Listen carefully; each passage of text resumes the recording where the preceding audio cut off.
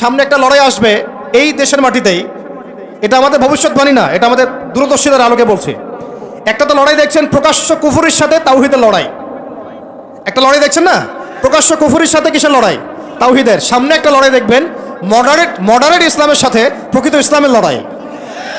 নতুন একটা ব্যাটল দেখবেন সমাজের মধ্যে চলবে, কথায় কলমে, টকশোতে, ময়দানে, ওয়াজ মাহফিলে, সব জায়গায় দেখবেন একটা নতুন ব্যাটল সামনে আসবে।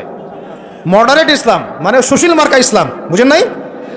সুশীল মার্কা পশ্চিমা আদলের এক ইসলাম, পশ্চিমাদের সন্তুষ্টি মানে সাধনকারী ইসলাম, এবং যে ইসলামটাকে ওরা প্রমোট করবে এর সাথে একটা লড়াই দেখা যাবে যারা নবী মুহাম্মদ সাল্লাল্লাহু আলাইহি ওয়াসাল্লাম এবং সাহাবীদের সেই সিরাতের আদলের ইসলাম মানে, এইটার সাথে একটা কনফ্লিক্ট সামনে দেখবেন আপনারা, দেখে নিয়েন ইনশাআল্লাহ। কারণ আমরা খুব গভীরভাবে অবজার্ভ করছি বিষয়গুলো, যে যারা এতদিন পর্যন্ত সুযোগ সন্ধানী ছিলেন তারা এখন মডারেট ইসলামের দীক্ষায় দীক্ষিত হচ্ছেন। এই ইসলাম দিয়ে আল্লাহর জমিনে দিন কায়েম হবে না। ইসলামে আল্লাহর জমিনে দিন কায়েম করতে হলে সাহাবীদের ইসলাম নিয়ে আসতে হবে বাংলার জমিনে। আর সাহাবীদের ইসলাম শুধু আমর বিল মারুফের ইসলাম ছিল না, এখানে নাহি আনিল মুনকারও ছিল।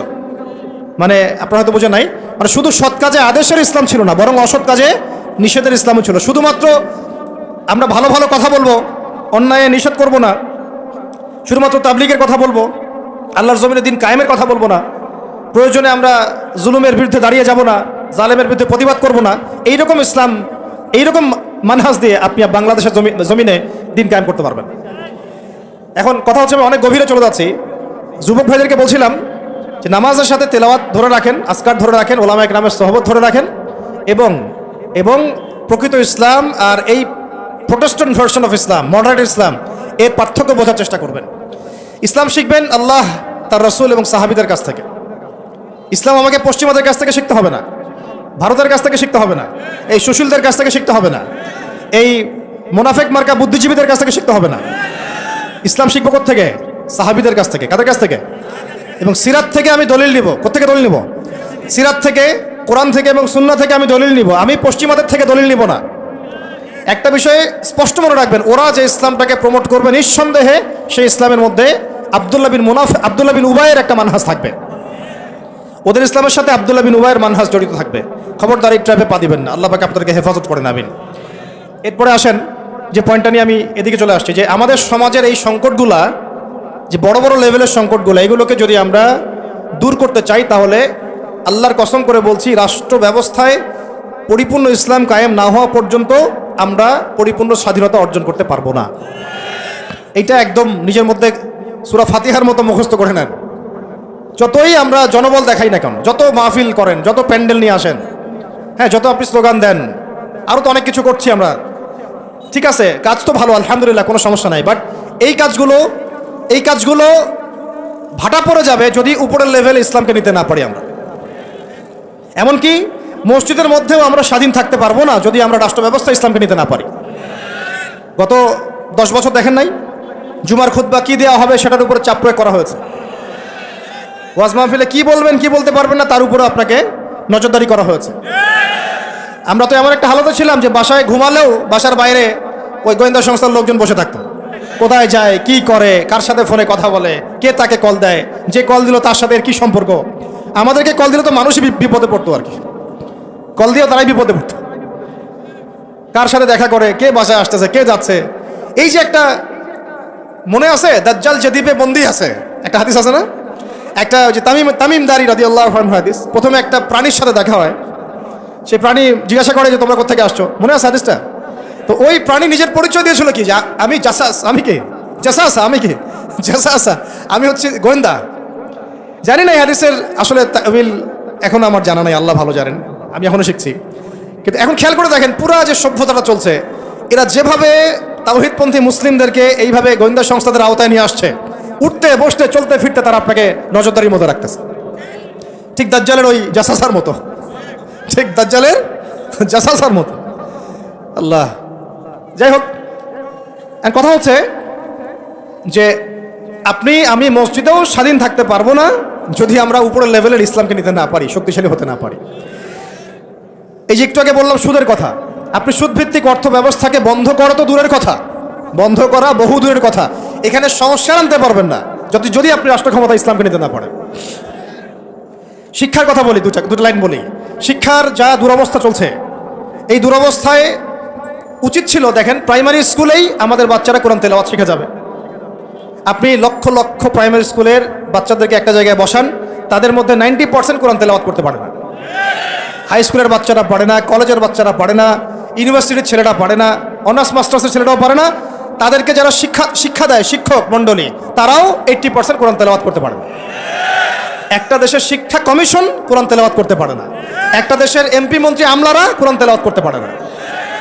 ইল্লা মাশাআল্লাহ, ইল্লা মাশাআল্লাহ যারা শিখেছে তারা কিন্তু রাষ্ট্রীয় শিক্ষানীতির মধ্যে, সিলেবাসের মধ্যে শিখে নাই। তারা শিখেছে কোনো ওস্তাদের কাছে, হয় কোনো মক্তবে, না হলে মাদ্রাসায়।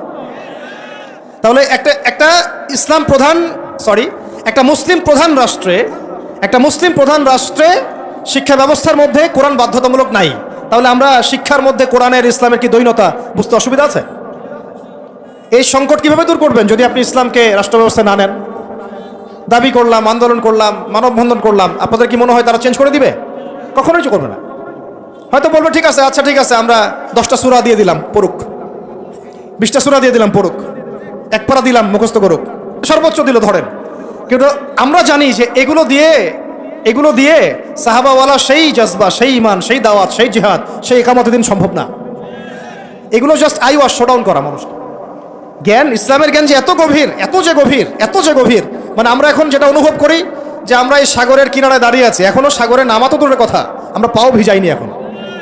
এটা হলো দিন ইসলামের জ্ঞানের গভীরতা। আর আমাদের 90% মুসলিমের কান্ট্রি, এখানে শিক্ষা ব্যবস্থায় ইসলাম নাই। কোরআন বাধ্যতামূলক না, হাদিস 100টা বাধ্যতামূলক না। 20 বছর পড়াশোনা করে আমাদের ভাইরা 20টা সূরাও শিখে না। এখানে ইংরেজি বাধ্যতামূলক, সায়েন্স বাধ্যতামূলক, ম্যাথামেটিক্স বাধ্যতামূলক। আর কি বলবো, বিশেষ ক্যাডার হচ্ছে কোরআন ছাড়াই। সিরাত, নবী সাল্লাল্লাহু আলাইহি ওয়াসাল্লামের জীবনী, যে নবীকে চিনে না সে আল্লাহকে চিনবে কিভাবে? সেই সিরাত আমাদের সিলেবাসে নাই। আপনি দাঁড়ান, একজন দাঁড়ায় বলেন তো যে 20 বছর পড়াশোনা করেছেন, আপনার সিলেবাসে সিরাত ছিল? একটা বই খতামুল আম্বিয়া, সিরাতে খতামুল আম্বিয়া, পাতলা এতটুকু বই, সিরাতে খতামুল আম্বিয়া, মুফতি মোহাম্মদ শফি রাহিমাহুল্লাহ লিখেছেন, এতটুকু বই। এই বইটাও কি পড়াইছে? তাহলে একটা দেশের শিক্ষা কমিশন কি করছে আসলে? এদেশের কোটি কোটি ছেলে, কোটি কোটি মেয়ে, কোটি কোটি শিশু কোরআনবিহীনভাবে শিখছে, হাদিসবিহীন শিক্ষা শিখছে, সিরাতবিহীন শিক্ষা শিখছে, ইসলামের ইতিহাস নাই, আকিদা তো বহু দূরের কথা, ফরজে আইনেরও কোনো পড়াশোনা নেই।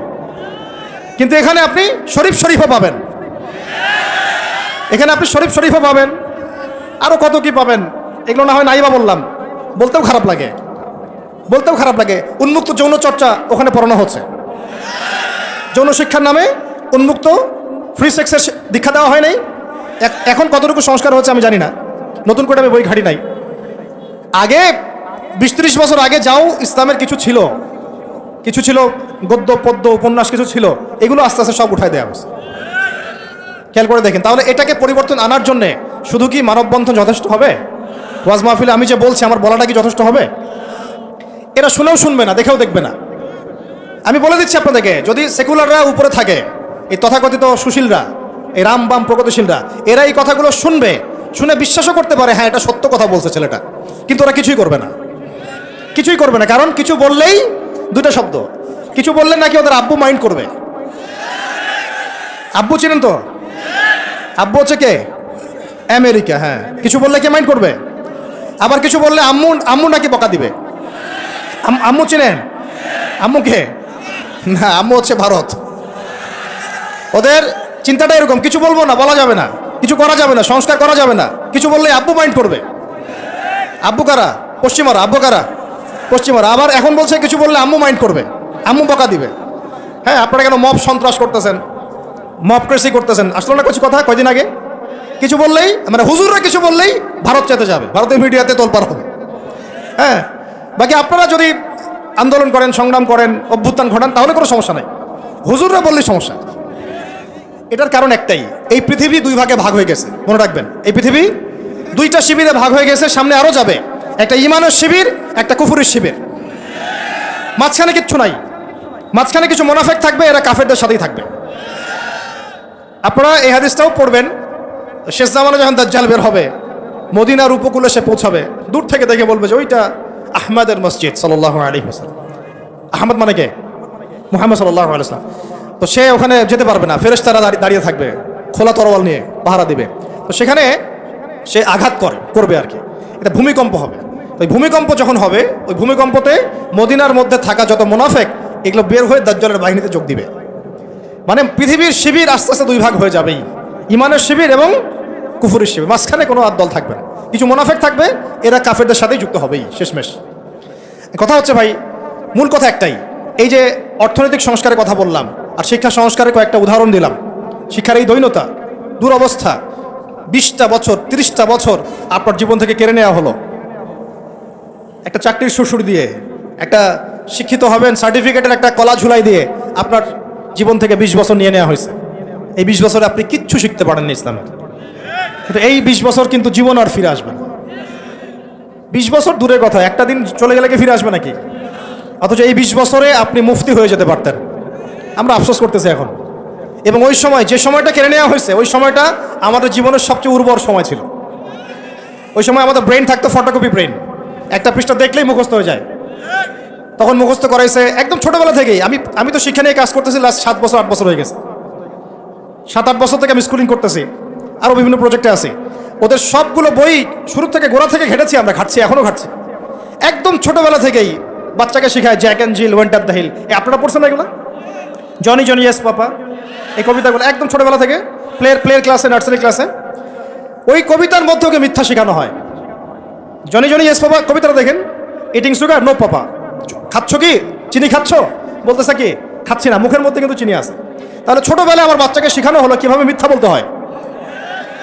প্রত্যেকটা জায়গায় সমস্যা আছে, প্রতিটা জায়গায় তারা সূক্ষ্ম সুকৌশলে বিষ ঢুকাই দিছে। এত প্রবলেমের মানে সমস্যার গোড়া যে এত গভীর, কোনটা ছেড়ে কোনটা বলবো আমরা হুঁশ পাচ্ছি না। এই জন্য পুরো মূল সমাধানের জায়গাটা বললাম, ওইটা যদি ঠিক হয়ে যায় বাকি সবগুলো ঠিক হয়ে যাবে ইনশাআল্লাহ। আর এখন বিগত প্রায় 50, 60, 70 বছর থেকে বাংলাদেশের দাওয়াতের কাজ অনেক হয়েছে আলহামদুলিল্লাহ, এখনও হচ্ছে, দৈনন্দিন হয়েই যাচ্ছে ইনশাআল্লাহ। একটা জেনারেশন তৈরি হয়ে গেছে আলহামদুলিল্লাহ, যারা আল্লাহর জমিন, আল্লাহ দিন কায়েমের জন্য জান পর্যন্ত দিতে পারবে।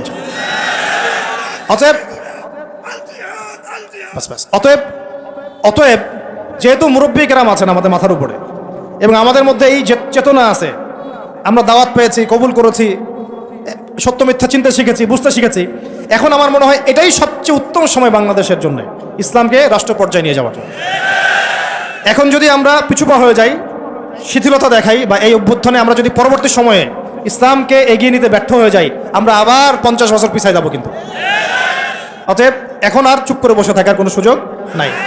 এখন প্রশ্ন আসবে যে এইটা কি রাতারাতি আপনার ঘরে চলে আসবে নাকি অর্জন করতে হয়? এটা কিন্তু রাতারাতি ঘরে আসবে না, এটা অর্জন করে ছিনিয়ে নেওয়ার বিষয়।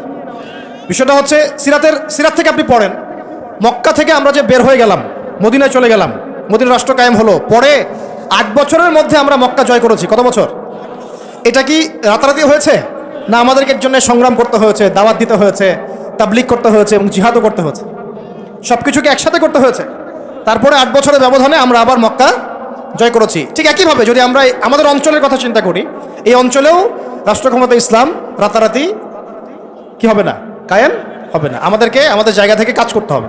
তো কাজ কি শুধু তারাই করবেন যারা ইসলামিক রাজনীতি করেন তারাই, না আপনাদেরও কোনো কাজ আছে নাকি প্রত্যেকটা মুসলিমের ভূমিকা রাখার সুযোগ আছে? কোনটা?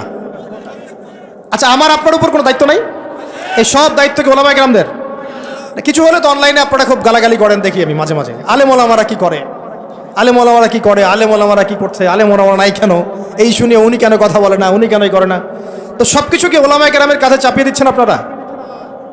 তারা কি উম্মার নবী? ওয়ারাসাতুল আম্বিয়া, কিন্তু নবী কি? তাদের উপর যা গিয়েছে বিগত 10-15 বছর, এটা কি আপনাদের কল্পনা তো আসবে?